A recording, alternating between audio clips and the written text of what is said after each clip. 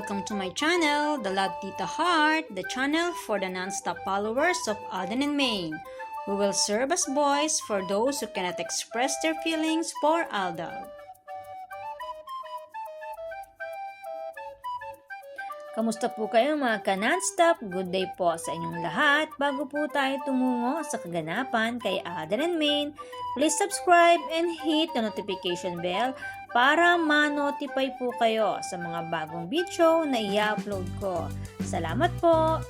Happy heart mga ka-Aldab, labis-labis ang pasasalamat ni Gerald Napoles kay BCBA Alden Richards sa oras na ibinigay at inilaan ito sa kanyang kasal, na kahit sobrang busy nito ay nagbigay ito ng panahon para maging best man sa beach wedding nila Kim Molina and Gerald Napoles. Kaya naman pansin ang walang mapagsidlang happiness ni Gerald Napoles sa pagbibigay nito ng halaga sa kanilang friendship. Sabi nga ni Gerald Napoles, walang pag-aalinlangan na pumayag kaagad si Richard Jr. na maging isa ito sa kanyang mga groomsmen. Ika nga, kapag itinuring ka ni RJ na kabilang sa kanyang circle of friends, susuportahan kanya at hindi sasayangin ang friendship. Samantala, last March 6, 2026, kabilang si Richard Jr. bilang guest ng Cuisen Enterprises Incorporated together with Tatler Philippines para sa evening celebrating World Sleep Day with Simon's Beauty Rest, The Art of Better Sleep. Sa sobrang famous, sobrang yaman, ika nga, bilyonaryo na si pambansang Bay, Asia's multimedia superstar and phenomenal box office king Alden Richards, the most influencers of all ages, nakukuha niya ang atensyon ng mga mayayamang negosyante sa bansa sa pamamagitan ng pag-guest, pag-invite sa kanya sa mga ganitong celebration, presentation ng mga malalaking kumpanya, biglang nakikilala ng masa ang kanilang kumpanya at mga produkto. Ika nga, pang premier luxury lifestyle or pangunahing pangmarangyang buhay. Sa madaling salita, pang mayaman. Ika nga, mga branded at may kamahalan ang mga presyo. Sa pamamagitan ni Alden Richards, nakikilala sila ng mga taong may simpleng pamumuhay. Dati-rati, mga produktong pangmasa ang ini-endorse ni Richard Jr. Unti-unti, nagle-level up. Ngayon, pati pang luxury lifestyle, meron na siya, katulad ng BYD Cars Philippines. Abot na talaga ni Richard Jr. ang rurok ng tagumpay. Tama talaga ang naging pakiramdam at sinabi ni Mrs. Nicomaine Pokerson, kay Alden, sure ka, secure ka, at special ka, ang sabi ni Nicomaine sa harap mismo ni Richard Jr. At natawa naman ito sa sinabi ni Mengay Nita. Kaya kung nagle-level up man ang mga endorsement ni RJ, lumalaki rin naman ang pamilyang binubuo nila ni Mengay. Biruin mo, 4 na ang kanilang mga anak. 4 na ang anak ng Maychard. And March 11, 2026, ibinahagi ang mga ito. Nagkalat ang mga billboard ni Alden Richards para sa isa sa mga bago niyang endorsement nitong taong 2026. Tulad ng sinabi natin, makikita natin palagi ang yellow polo ni Richard Jr., the favorite color of his wife, Mengay Nita. Ang yellow color na maraming memories at masasayang memories na nag-uugnay sa espesyal at romantikong relasyon nila Mengay and Tisoy. Bilang buwan ng Marso, first birthday celebration ni Maine sa Itbulaga 10 years ago, March 3, 2016, hindi ko nalang pumatandaan ng eksaktong date. Pero Saturday po yun, pareho silang naka-yellow and black. Ang favorite color nilang dalawa. Dito lumabas ang totoo na magkarelasyon na sila nang ikis ni Richard Jr. si Nicomaine sa lips. At sa huling regalo na nasa letter E ng pangalan ni Maine, engagement ring kaagad ang sinabi ni Maine. Ibig sabihin, magnobyo na sila sa totoong buhay, sila Mengay and Tisoy ng mga panahon na ito.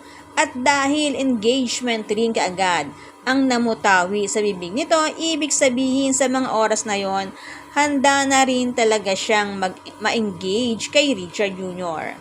Balikan po natin mga ka-Aldab at pakinggan ito.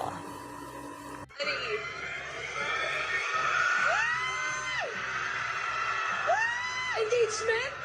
Ano? Engagement Ayan ring? na. Letter E na. Earrings yan. Earring.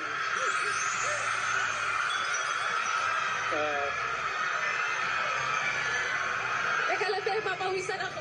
Ano na yun? Lalabunan ko. Ito, men. Itong letter E na to is for your eyes only. Sandali. Hindi pa ako tapos. Oh. Pag handa ka na, ako ang magsusuot sa'yo nito.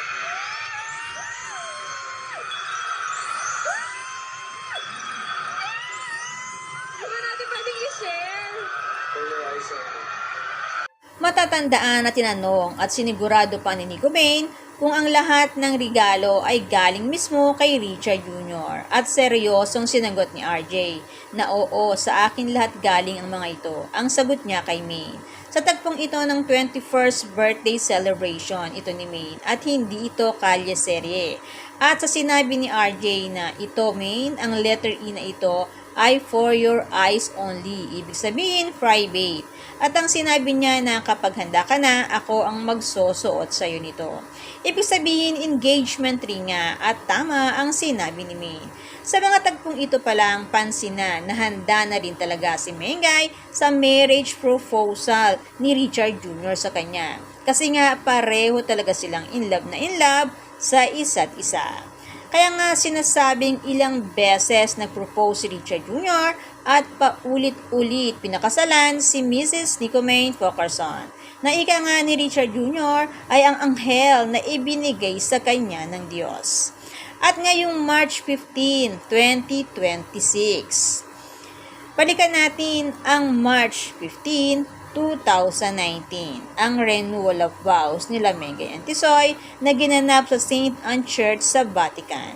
Sabi nga ng nakakaalam na mismong nakausap ni Father Mario na sinabi nito na mismo na kailangan niyang makausap sila Mengay and Tisoy para sabihin sa kanila na approve na ng March 2019 ang kanilang renewal of vows or Renovo dei Voti sa Vatican, Italy. Nagkausap di umano sila ni Father Mario sa isang misa na ginawa nito noong December 23, 2018 at sinabi nito na approve na sa March 2019 ang renewal of vows nila Mengay and Tisoy. Si Father na naka-assign di umano sa Vatican kung saan ginanap ang renewal of vows nila Richard Jr. and Nicomane Focarson. Kaya naman happy renewal of vows anniversary sa mag-asawang Mengay and Tisoy.